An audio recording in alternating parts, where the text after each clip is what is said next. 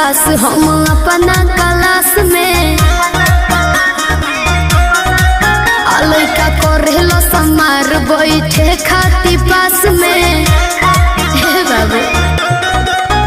बानी सबसे झकास हम अपना क्लास में लइका करेलो समार बैठे खाती पास में